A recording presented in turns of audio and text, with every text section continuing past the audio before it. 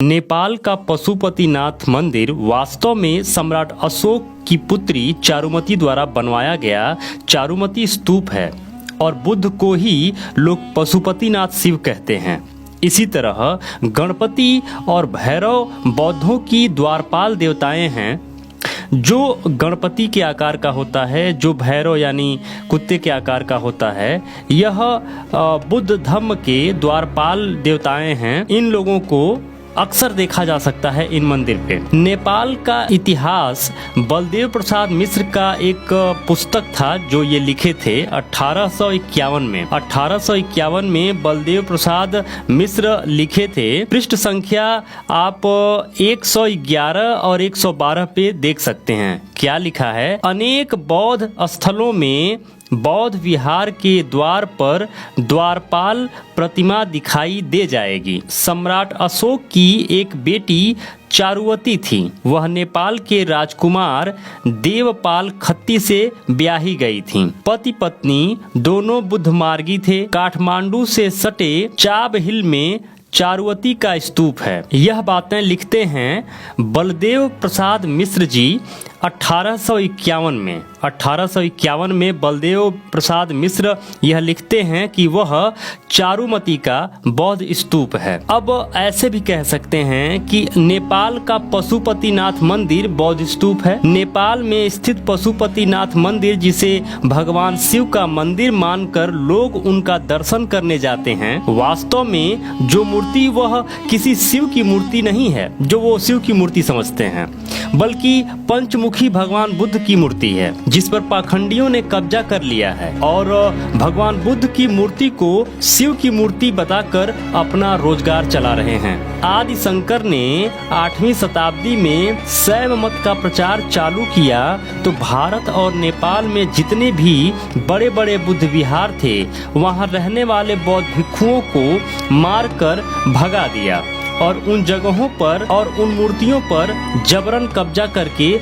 भगवान शिव कहकर प्रचारित करने लगा। आदि शंकर को जानते हैं? आदि शंकराचार्य, आदि शंकर जिन्हें कहते हैं। यदि आप ध्यान से तथा कथित पशुपतिनाथ, जिसे शिव की मूर्ति कहा जाता है, को ध्यान से देखेंगे तो आपको साफ साफ दिखाई देगा कि यह बुद्ध की मूर्ति है। तो अपने इतिहास को समझिए, अपने इतिहास को जानिए और हम उम्मीद यही करते हैं कि बौद्ध विरासत को पुनः संरक्षित किया जाए, पुनः उनको मूल रूप में वापस लाया जाए। बात सिर्फ पशुपतिनाथ मंदिर की नहीं है। सम्राट अशोक के शासन काल में जहां जहां तक उनका शासन था, वहां वहां तक बौद्ध विरासत और मौर्यों की विरासत फैली हुई है, जिन्हें बाद में जब मौर्य वंश का अंत होने लगा तो उसके बाद इसी तरह के लोग जो 8वीं शताब्दी 7वीं शताब्दी में, जैसे शंकराचार्य जैसे लोग जो आदि शंकराचार्य थे, इन लोगों ने जितने भी ये मूर्तियां जो थी ना, ये सारी की सारी मूर्तियां जो बनती थी, ये महायान शाखा की होती थी। दरअसल मैं आपको बता दूं कि बुद्ध धर्म में बुद्ध ने तो खुद भगवान बुद्ध ने तो मना किया था मूर्ति बनाने के लिए। तो बुद्ध धर्म की 2 शाखाएं हैं। एक है थेरवाद, जिसे हीनयान कहा जाता है, और दूसरा है महायान। महायान में ही वज्रयान है, तंत्रयान है, मंत्रयान है। तो मुख्यतः जो बुद्ध धर्म में 2 शाखाएं निकली, वो निकली थेरवाद और महायान।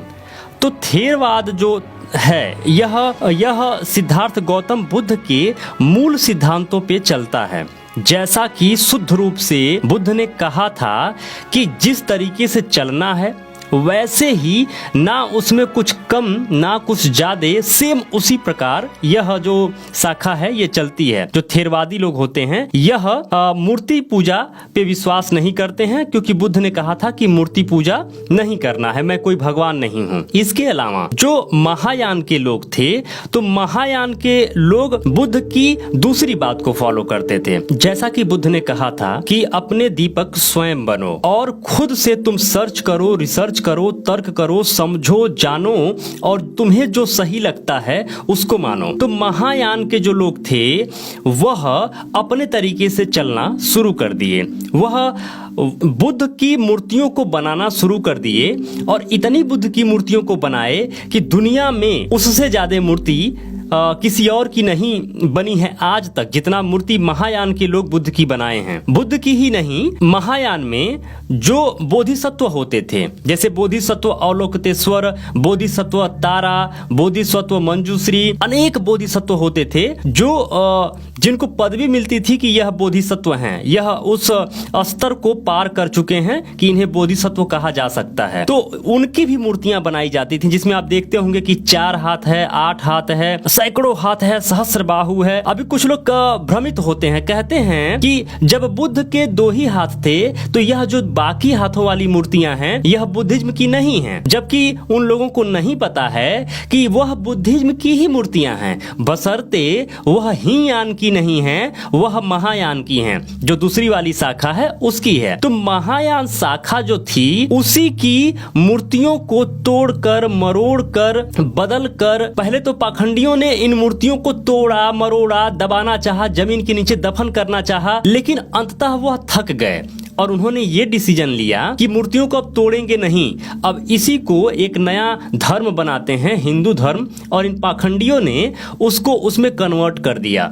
तो तारा को बना दिया दुर्गा, मंजूश्री को बना दिया काली। इस तरीके से जितने भी अवलोकितेश्वर की मूर्तियां थी, 4 हाथ वाली, 8 हाथ वाली, बहुत सारे हाथों वाली, बहुत सारे सिर वाली, उन सबको इन लोगों ने विष्णु बना दिया। जो बुद्ध की 4 सिर वाली, 4 मुख वाली जो स्तंभ बनता था, जो 4 मुख वाला जो स्तंभ बनता था, उनको इन लोगों ने ब्रह्मा बना दिया। और बुद्ध जब रथ पे सवार होके आगे बढ़ रहे थे, चल रहे थे, तो उस तरह के अभी आप कुछ कलाकृतियां कहीं देखेंगे, उनको इन्होंने एक नया कहानी गढ़ दिया कि यह सूर्य हैं। तो आप बस इतना समझिए, ये वीडियो बहुत लंबा हो जाएगा सब कुछ समझाने के लिए, बाकी वीडियो में भी आप कंटेंट देख सकते हैं। मैं बस इतना कहना चाह रहा हूं कि आप ये समझिए कि पशुपतिनाथ मंदिर ही नहीं, हिंदू धर्म के जितने भी प्राचीन मंदिर हैं वह सभी के सभी या तो बौद्ध विहार हैं, बौद्ध स्तूप हैं, या महायान के जो अवलोकितेश्वर हैं, जो बोधिसत्व हैं, उनकी मूर्तियां हैं। इस चैनल पे पड़े अन्य वीडियोज को आप देखेंगे तो और अच्छे से बुद्धिज्म को समझ पाएंगे। मेरे मित्रों, इस वीडियो को बनाने में या इस तरह के वीडियो बनाने में बहुत सारा एफर्ट खर्च होता है, बहुत सारा रिस्क होता है। तो मेरे मित्रों,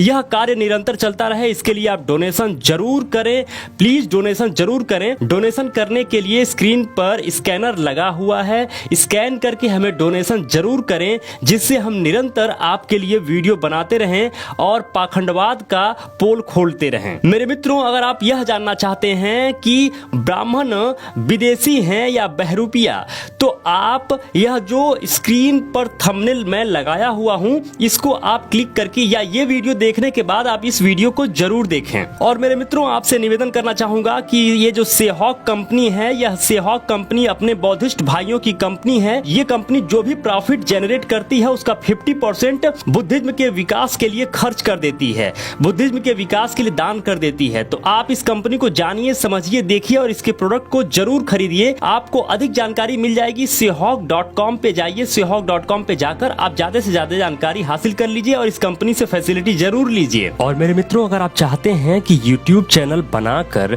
आप बहुत सारा पैसे कमाना चाहते हैं, आपको YouTube चैनल बनाने नहीं आता, उसको ग्रोथ नहीं करवाने आता, तो आप संपर्क कर लीजिए सेहॉक कंसल्टेंसी सर्विसेज से।